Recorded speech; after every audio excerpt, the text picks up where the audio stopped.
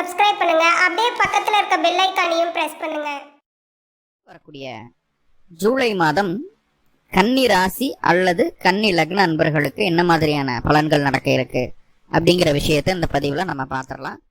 முதல்ல பொருளாதார அமைப்புகள் எப்படி இருக்கு கன்னி ராசிக்கு அப்படின்னா, பொருளாதார ரீதியாக இதுவரைக்கும் இருந்த பிரச்சனைகள் படிப்படியா குறையறதுக்குண்டான வாய்ப்புகளை ஏற்படுத்திடுது.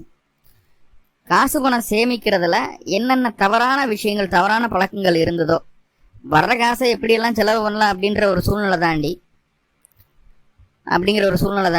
வர்ற காசை எப்படி சேமிச்சா வளர்ச்சிக்கு போக முடியும் அப்படிங்கிற ஒரு ப்ராப்பர் கைடன்ஸ் இந்த மாதம் கிடைக்கும் உங்களுக்கு. குடும்பத்தில் இருக்கக்கூடிய நபர்களே நம்மளுடைய வளர்ச்சிக்காக நிறைய ஐடியாக்களை கொடுப்பாங்க. கொஞ்சம் அட்வைஸாகவும் இருக்காது. ஐயோ போதும் நீங்கள் அட்வைஸ் பண்ணது எனக்கே தெரியும், நான் பார்த்துக்கிறேன் அப்படின்றத மனசுக்குள்ளே மட்டும் வச்சுக்கோங்க, வெளியில் சொல்லாதீங்க. ஏன்னா குடும்ப உறுப்பினர்கள் ரொம்ப முக்கியம் அப்படிங்கிறத புரிஞ்சுக்கோங்க. நீங்களா இப்போல்லாம் கூட்டு குடும்பமாக இருக்கிறதே பெரிய விஷயம். ஸோ அப்படி இருக்கும்போது அவங்கள யாரையும் பகச்சிக்காம கரெக்டாக மூவ் பண்ணி கொண்டு போகிறது நல்லது. குடும்பம் விருத்தி அடைவதற்குண்டான வாய்ப்புகளை சொல்லுது. குடும்பம் விருத்தினா குடும்பத்தில் ஏதாவது ஒரு புது உறவு வந்து சேர்றதுக்கு, திருமணம் இல்லைன்னா திருமணம் நடக்கும், குழந்தை இல்லைன்னா குழந்தை கிடைக்கும். அட்லீஸ்ட் வீட்டில் வச்சிருக்கிற நாய்க்குட்டி, பூனை ஏதாவது ஒன்று குட்டியாவது போடும். இப்படி இல்லைன்னா உங்களுடைய குலதெய்வ கோவிலில் இருந்தோ இல்லை இஷ்ட தெய்வ கோவிலில் இருந்தோ உங்களுக்கு வேணுங்கிற பிரசாதம் வீட்டுக்கு வந்து சேரும். உங்களுடைய குடும்பத்தை வளர்ச்சிக்கு எடுத்துகிட்டு போகிறதுக்கு என்ன வழியோ அது நடக்கும். இந்த மாதம் எப்படி நடக்கும்? கையில் சேமிப்பு அதிகமாக வச்சுக்கிறதுனால தான். எவ்வளோ நாளைக்கு இது எப்படி இருக்குது அப்படின்னு பார்த்துட்டிங்கன்னா, இந்த மாதம் 26ஆம் தேதி வரைக்கும் உங்களுக்கு பொருளாதார ரீதியாக எந்த கஷ்டமும் இல்லாமல், சிரமமே இல்லாமல் ஈஸியாக மூவ் ஆன் பண்ணி போகிறதுக்கு என்ன பண்ணணுமோ, என்ன அந்த தெய்வம் கொடுக்கணுமோ அது எல்லாமே உங்களுக்கு வந்து சேரப்போகுது. ஸோ நிம்மதியாக ஃப்ரீயாக இருங்க பொருளாதார ரீதியான விஷயங்களுக்கு.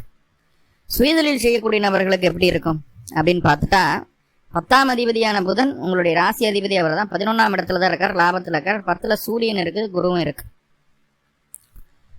ஸோ சுயதொழிலில் நிறைய நல்ல விஷயங்களை பார்க்க போகிறீங்க. எதை செஞ்சால் உங்களுக்கு எது நடக்கும் அப்படிங்கிறது பக்காவாக தெரியும் கன்னிக்கு. ஏன்னா அவ்வளவு அனலைசிங் மைண்ட் செட் உங்களுக்கு. எது செய்யணும், எதை செஞ்சால் என்ன ரிசல்ட் கிடைக்கும் அப்படிங்கிறத பக்காவாக பிளான் பண்ணி வச்சுருப்பீங்க. ஒரு பிளான் கிடையாது, 2 பிளான் இருக்கும் எப்பவுமே. ஒரு விஷயம் நம்மளுக்கு ஃபெயிலியர் ஆகிற மாதிரி இருந்தோன்னா டக்குன்னு இன்னொரு விஷயத்தை உள்ளே புகுத்தி இன்னொரு பிளானை போட்டு டக்குன்னு அதில் சக்ஸஸ் கொண்டு வர்றதுக்கு என்ன வழியோ அதை எல்லாம் பிளான் பண்ணிட்டு தான் கன்னி ஒரு விஷயத்துக்குள்ளே இறங்கும். பக்கா பிரில்லியண்ட்டாக இருக்கும். ஸோ அந்த மாதிரியான ஒரு பிரில்லியன்சி கொஞ்ச நாளாக உங்கள்கிட்ட இல்லாமல் இருந்தது. ஏன்னா ராசிக்குள்ளே கேது இருந்து பண்ணாத பாடு படுத்திட்டாரு. நிறைய விஷயங்கள்ல நம்மளுக்கு சங்கடங்களை கொடுத்துட்டாரு.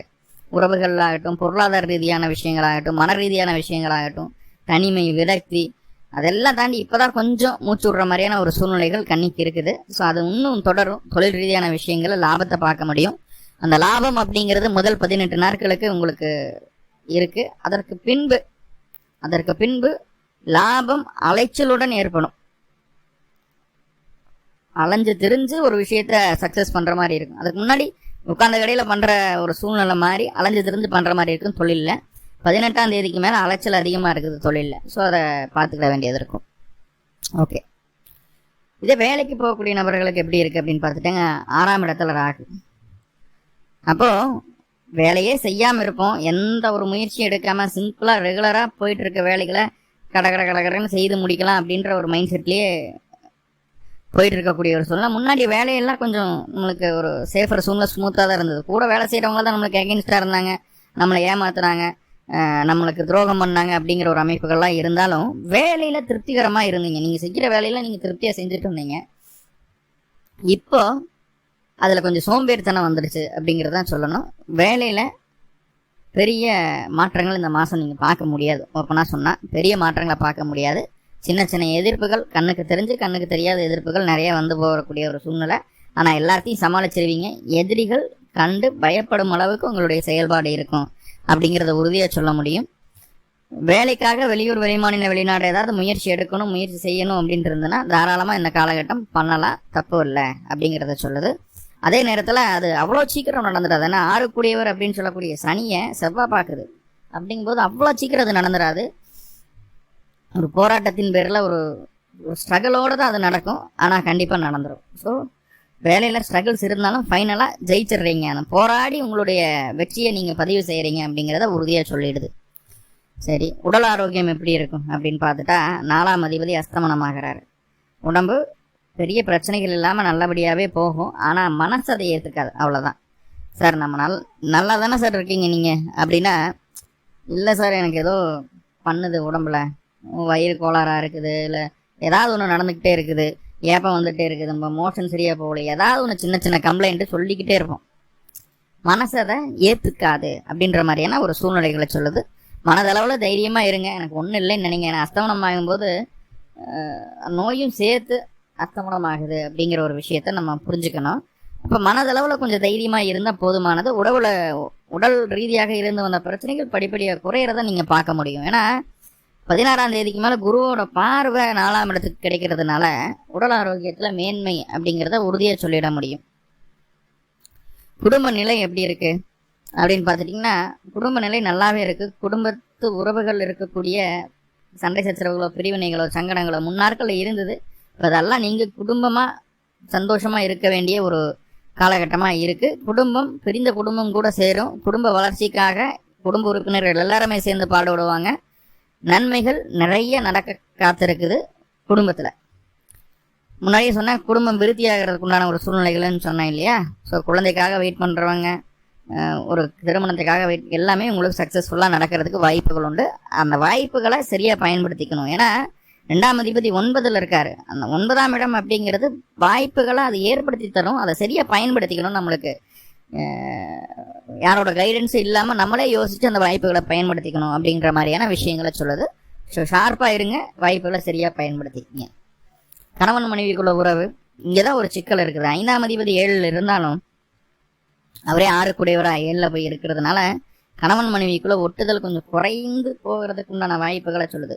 கூடவே இந்த செவ்வாயினுடைய பார்வை அங்கே இருக்குது பாருங்கள். செவ்வாயோட பார்வை 7ஆம் இடத்துக்கு வந்தால் கண்டிப்பாக பாதிப்பு உண்டு தான். இப்போது மற்றவர்களெல்லாம் விட்டுத்தலுங்க. வாழ்க்கை துணை கிட்ட எவ்வளவு பெண்ட் பண்ணி போகணுமோ அவ்வளவு பெண்ட் பண்ணி போகணும். ஏன்னா அந்த மாதம் முழுக்க உங்களுடைய ராசிக்கு அதிபதியான புதன் ராசிக்கு 11ஆம் இடத்துல லாபத்தில் தான் உட்காந்துருக்காரு. 18ஆம் தேதிக்கு மேலே வக்ரமாகும். சப்போ முதல் 10-15 நாட்கள் நம்ம ஓகே அப்படின்ட்டு இருந்தாலும் என்ன யார் என்ன சொன்னாலும் நம்மளுடைய சுயநலம் அப்படிங்கிறத இந்த காலகட்டம் மற்றவங்க அனுபவிப்பாங்க. நம்ம நம்மளுடைய வேலையை நம்ம கரெக்டாக செய்கிற மாதிரி தான் நம்மளுடைய மனசுக்கு தோணும். நான் யாரையும் துன்புறுத்தலை, எனக்கு தேவையானதை நான் பண்ணிக்கிறேன் அப்படின்ற மாதிரி தான் நம்ம மனசுக்கு தோணும். ஆனால் மற்றவருடைய பார்வைக்கு அது நம்ம ரொம்ப சுயநலமாக நடந்துக்கணும் அப்படின்ற மாதிரியான ஒரு எண்ண ஓட்டத்தை கொடுக்கும். இது மற்றவங்களுடைய எண்ணம் அந்த மாதிரி இருந்ததுன்னா ஓகே, அதை கேர் பண்ணிக்கவே வேண்டாம். மற்றவங்க என்ன வேணால் நினைக்கட்டும். நம்ம நல்லது செஞ்சாலும் அதில் குறை சொல்கிறதுக்கு 10 பேர் இருப்பாங்க, கெட்டது செஞ்சாலும் அதில் நல்லது சொல்கிறதுக்கு 4 பேர் இருப்பாங்க அப்படிங்கிறத நம்ம புரிஞ்சுக்கணும். நரம்பு இல்லாத நாக்கு என்ன வேணாலும் பேசுவோம் அப்படின்னு சொல்லுவாங்க இல்லையா? ஸோ அந்த மாதிரி இருக்கிறது சொல்லுது. ஆனால் வாழ்க்கை துணை அந்த விஷயத்தை செய்யக்கூடாது. சரிங்களா? நம்ம செல்ஃபிஷாக இருக்கிற மாதிரி வாழ்க்கை துணை நினைக்கக்கூடாது. அதில் மட்டும் கொஞ்சம் கான்சியஸாக இருந்தால் போதுமானது. கணவன் மனைவி உறவில் கொஞ்சம் விரிசல் இல்லாமல் நல்லபடியாக பார்த்துக்கலாம். ஏன்னா 2 பேர்த்துக்குள்ள அந்த கோபதாபங்கள் ஈகோவெல்லாம் கிளாஷ் ஆகும். ஏன்னா சனி இருக்கிறார், கூடவே செவ்வாயும் அதை பார்க்குது. அப்படிங்கும்போது ஈகோ கிளாஷ் ஆகிறதோ, சண்டை சச்சரவுகள் வர்றதோ, நாக்கு மேலே பல்ல போட்டு பேசுறது, இந்த மாதிரி விஷயங்கள்லாம் போகிறதுக்கு வாய்ப்பு உண்டு. கொஞ்சம் நிதானம் வேணும் கணவன் மனைவி உறவில். படிப்பை பற்றி பிரச்சனை இல்லை. 2ஆம் இடமும் 4ஆம் இடமும் நல்லபடியாக தான் இருக்குது. 4 கூடியவர் 10ல், 2ஆம் அதிபதி 9ல். ஸோ நோ வரிஸ், படிப்பெல்லாம் நல்லபடியாக இருக்குது. குழந்தைங்க நல்லா படிப்பாங்க, அதில் எல்லாம் ஒன்றும் தொந்தரவு இல்லை. வயது முதிர்ந்த நபர்களுக்கு, ரிட்டையர்டான நபர்களுக்கு எப்படி இருக்குன்னு பார்த்தா, இங்கே தான் அவங்களுக்கு ஒரு சின்ன சிக்கல். என்னென்னா, அவங்களுக்கு ரத்தம் சம்மந்தமாக ஏதாவது பிரச்சனைகள் இருந்தது அப்படின்னா அதை கொஞ்சம் கவனமாக பார்த்துக்கணும். கொஞ்சம் இயங்க முடியாமல் கொஞ்சம் டல் ஆயிடுறாங்க. இந்த மாதம் கொஞ்சம் டல் ஆயிடுறாங்க. அந்த பிரிஸ்காக இருக்கிறது அப்படிங்கிறது இல்லை, சோர்ந்து படுத்துக்கிறாங்க அப்படின்ற மாதிரி ஒரு அமைப்பு இருக்குது. ஸோ முடிஞ்ச அளவு பிரிஸ்காக இருக்கிறதுக்கு என்ன வழி அதை பாருங்கள். அளவாக சாப்பிடுங்க, கொஞ்சம் வாக்கிங் போங்க. ஸோ ஹாட் ட்ரிங்க்ஸ், அதாவது டீ, காஃபி வேணாம், டீ மட்டும் அதிகமாக எடுத்துக்கோங்க. ஸோ இந்த மாதிரியான சில விஷயங்களை செய்துக்கிறதுனால உங்களை நீங்கள் சுறுசுறுப்பாக வச்சுக்கிறதுக்கு என்ன வழியோ அதை செய்யுங்க.